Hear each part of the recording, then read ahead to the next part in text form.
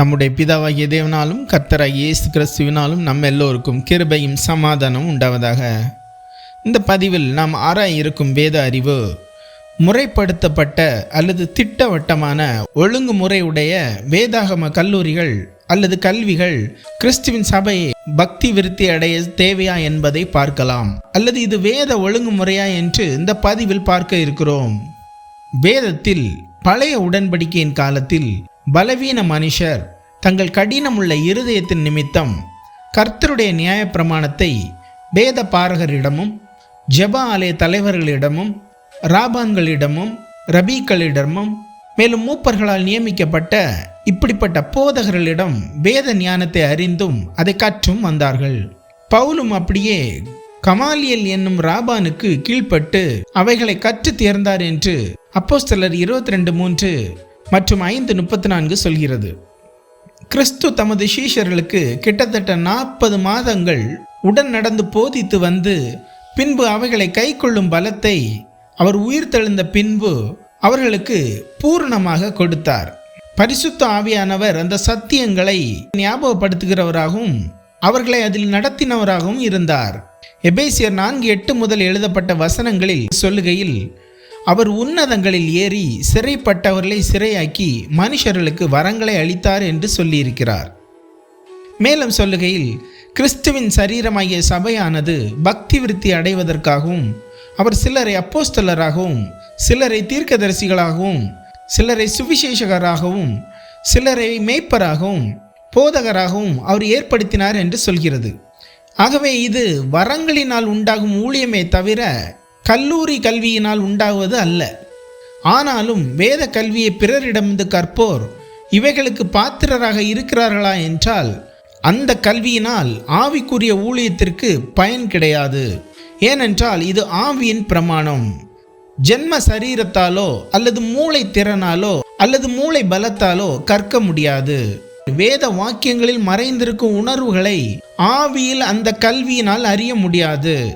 எப்படி எனில் 1 கொரிந்தியர் 2:12-13 வசனங்களில், நாங்களோ உலக நியாயத்தின் ஆவியை பெறாமல் அல்லது நியாயப்பிரமாண உபதேசத்தின் வாக்கியங்களை பெறாமல் தேவனால் எங்களுக்கு அருளப்பட்ட ஞானத்தை அறியும்படிக்கு தேவனிடத்திலிருந்து புறப்படுகிற ஆவியை பெற்றோம் அல்லது தேவனுடைய இருதயத்தின் அறிவை பெற்றோம். அவைகளை நாங்கள் மனுஷ ஞானம் போதிக்கிற அறிவாய் பேசாமல் பரிசுத்த ஆவி போதிக்கிற அறிவின் வார்த்தைகளை பெறுகிறோம் என்று பவுல் சொல்கிறார். அல்லாமலும் நான் உங்களுக்கு ஒப்புவித்ததை கர்த்தரிடத்திலிருந்து பெற்றுக்கொண்டேன் என்று 1 கொரிந்தியர் 11:23 சொல்கிறார்.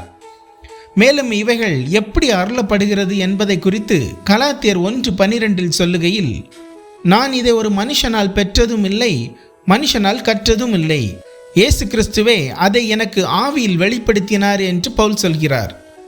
மேலும் இயேசுக்கு அன்பாயிருந்த யோவானும் 1 யோவான் 2:27 இதை குறித்து சொல்கையில், நீங்கள் அவராலே பெற்ற ஜீவனின் அபிஷேகம் உங்களில் நிலைத்திருக்கிறது.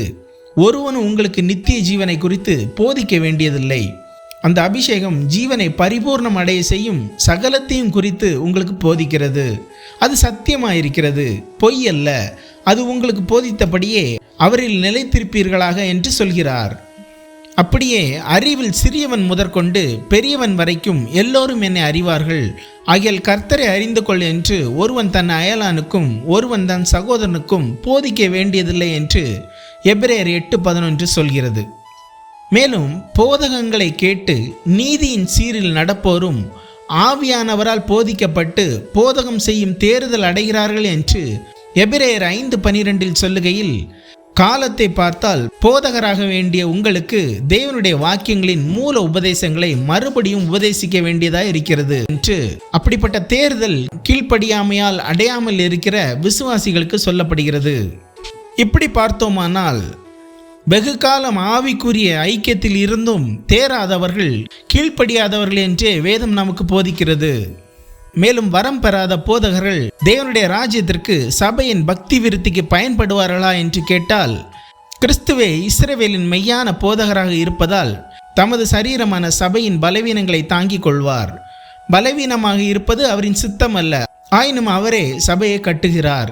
ஏனெனில் பலவீனம் உள்ள சிறுவர்கள் போதிக்கிறார்கள். இச்சைகளையும் பெருமைகளையும் மதிக்கேட்டையும் பிறப்பிக்கும் சகல போதனைகளும் செழிப்பு போதனைகளும் நூதன போதனைகளுக்கும் இவர்களே பாத்திரங்களாக இருக்கிறார்கள். இவைகள் கர்த்தருக்கு வெறுப்பு கொடுக்கக்கூடியவைகள். ஆயினும் விசுவாசிகளை சபைக்கு அழைத்து வருபவர் நாம் அல்ல, கர்த்தர் என்பதனையும் அதனை கனம் செய்யும்படிக்கு நாம் ஜாக்கிரதையாக இருக்க வேண்டும் என்பதனை கீழ்ப்படிதலில் தேறிய மூப்பர்கள் நிதானிப்பார்கள். இப்படிப்பட்ட போதகர்கள் மாம்சத்தின் விருப்பத்தின்படி உண்டாகிறார்கள். எப்படியெனில் பெரிய நீதிமான்களும் ஆவிக்குரிய ஆழங்களை போதித்த வேத வல்லுநர்களும் வேத கல்லூரிகளுக்கு செல்லவில்லை. கிறிஸ்துவிடம் கீழ்ப்படிதலின் மூலம் வரங்களினால் கற்றவர்கள். இவர்கள் தேவனால் ஏற்படுத்தப்பட்டவர்கள் என்பது அவர்களின் போதக ஊழியம் சாட்சியாக இருக்கிறது. வேத கல்லூரி ஆவிக்குரிய குருட்டு தன்மையை தரும். தேவனின் அறிவு தரும் உணர்த்துதலை அறியாதவாறு கடினப்படுத்தும். ஆனால் அப்படி இல்லாதவர்கள் எப்படி பெரிய ஊழியம் செய்வது போல் இருக்கிறார்கள் என்றால், எப்படி உலக மனுஷர்கள் மற்றும் உலக கல்வி கற்ற விஞ்ஞானிகள் தாங்கள் கற்க விரும்பிய கல்விக்கு தங்கள் பாட கல்வியின் புரிதலை கொண்டு அநேக புதிய கண்டுபிடிப்புகள் அவர்களால் உண்டாவது போல் இவர்களும் கற்றுக்கொண்ட வேத கல்வியின் அறிவினை கொண்டு புஸ்தகங்களின் உதவியோடும் மற்ற போதகர்களின் உதவியோடும் ஆவிக்குரியவைகளை போதிக்கிறார்கள். கிறிஸ்து வாக்கியங்களை உறுதிப்படுத்தும்படி அற்புதங்களையும் அடையாளங்களையும் செய்கிறார், வெளிச்சத்தை கொடுக்கிறார். இவைகளை தேவன் நடப்பிப்பது இப்படிப்பட்ட போதகர்களை அங்கீகரிக்கும்படி அல்ல.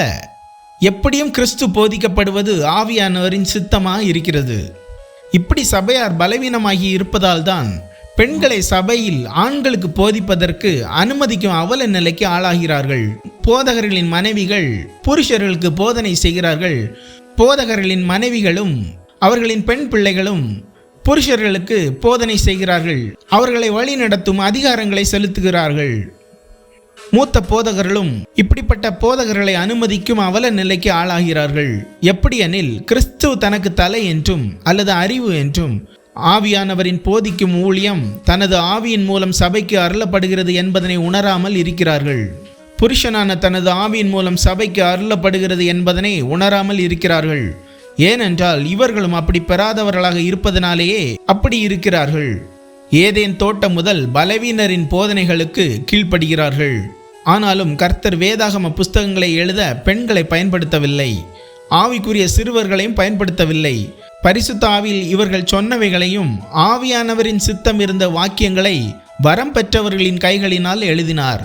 மற்றபடி அவர் தேராதவர்களுக்கு பலவீனர்களின் போதனைகள் ஞானம் போல் இருக்க விட்டுவிட்டார்.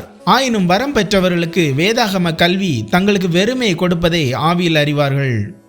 ஆவிக்குரியவர்களை காணும் கண்கள் அந்த கல்வியின் வாஞ்சையினால் உண்டாகாது. ஏனென்றால் இப்படிப்பட்ட கல்விகள் கீழ்நிலை சப்தத்திற்கு செவி கொடுக்க வறுமைக்கு கொண்டு செல்லும் பாதையாக மட்டுமே இருக்கும். மேய்ப்பனின் சப்தம் வரம் பெற்ற இவர்களுக்கு முறையான வேத கல்வியின் மூலம் கேட்பதில்லை. தேவன் தனது சொந்த விருப்பத்தினால் மனுஷருக்கு வரங்களை அளிக்கிறார். வரத்தினால் ஆவிக்குரியவைகளை பகுத்து கொடுக்கிறவர்கள் மற்றவர்களின் வெளிப்பாடுகளையும் அந்த வரத்தினால் அறிவார்கள். மற்றபடி எவ்வித வேத அறிவையும் காணும் மனக்கண்கள் ஆவியானவரின் வேண்டுதலால் எல்லோருக்கும் உண்டாயிருக்கும். ஆனால் வியாக்கியானம் செய்வதும் போதிப்பதும் வரங்களாக இருக்கின்றன. ஆயினும் மனுஷர் தங்கள் சொந்த விருப்பப்படி வரங்களை பெறுவதில்லை. அவைகள் அவர்களுக்கு அப்படி உண்டாகிறதும் இல்லை. மனுஷருக்கு ஆவிக்குரிய விருப்பங்களை ஆவியானவரே உண்டாக்குகிறார். ஜென்ம சுபாவம் உள்ள மனுஷன் தேவனுடைய ஆவிக்குரியவைகளை நோக்க மாட்டான். கிறிஸ்து தமது சபையை கட்டுவதற்கு அல்லது பக்தி விருத்தி அடைய செய்கிறார். கிறிஸ்து தமது சபையை கட்டுவதற்கு அல்லது தேவாலயம் கட்டுவதற்கு வரங்களினால் அதை பக்தி வைராக்கியம் கொள்ள செய்கிறார் அல்லது பக்தி விருத்தி அடைய செய்கிறார். மற்றபடி மனிதன் சபையை கட்ட முடியாது. மற்றபடி மனிதன் கிறிஸ்துவின் சபையை கட்ட முடியாது. வேதாகம கல்விகளை கற்றவர்கள் கர்த்தர் அவைகளின் அறிவை ஒளிய பண்ணியே அல்லது நிராகரித்த பின்பே அவர்களை வரத்தினாலும் பயன்படுத்துகிறார். ஆயினும் இவர்கள் தேர்வது மிகவும் அரிது. அவர்களின் கல்வி அவர்களை கடினப்படுத்திவிடும். வரங்களுக்கு விரோதமாக இருதயம் செயல்படும். இவர்கள் இப்படி இருப்பதும் தேவனின் ஆவிக்குரிய காரியங்களுக்கு மகிமையாக இருக்கிறதே. கர்த்தர் மகிமைப்படுகிறார். ஆமேன். கிருபை வரத்தை பணம் கொடுத்து கற்கவோ மனுஷரிடத்திலிருந்து கற்றுப்பெறவோ முடியாது. ஆகவே பாலகர்கள் ஞானப்பால் உண்டு புஷ்டியாவார்கள். திமோத்திக்கு கிறிஸ்துவுக்குள் தேவனுக்குரியவைகளை பவுலை போல் உண்மையாய் தேடும் ஆவிக்குரிய நல்ல மனம் உண்டு.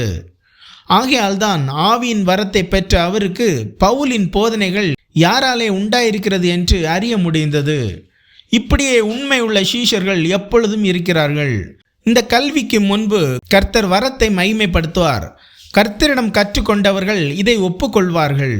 ஏற்றுக்கொள்ள மனதுண்டானால் நடைமுறைப்படுத்துவார்கள். நல் மனசாட்சியும் பலத்தையும் தேவ ஞானங்களையும் சுதந்திரிப்பார்கள். பொக்கிஷங்களான தேவ ஞானங்களையும் சுதந்திரிப்பார்கள். கிறிஸ்துவின் கிருபை உங்கள் ஆவியுடன் கூட இருப்பதாக. ஆமேன்.